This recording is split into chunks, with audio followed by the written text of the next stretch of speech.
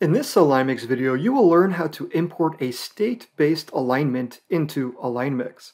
Now, the default setting in AlignMix is the 5-digit zip code. So before you do any sort of imports, you have to make sure that you've changed the base geography in your AlignMix file to states. To do that, you go to File, click on New Project, and then here from the drop-down menu, make sure to click on States.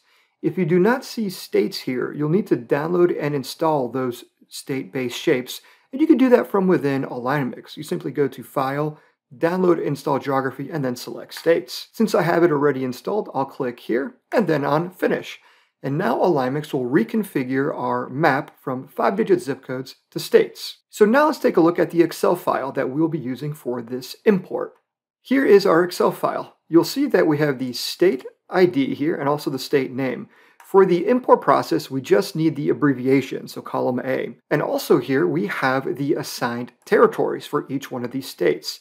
So we will only be importing column A and column C. So let's minimize that, and now let's go ahead and import that state-based alignment file from Excel. Click on File, Import, Import your data. And now select the file that you plan to import and click on Open. Right away, you will see the column labels appear here on the left-hand side. And what we need to do is drag and drop from the left to the corresponding section on the right.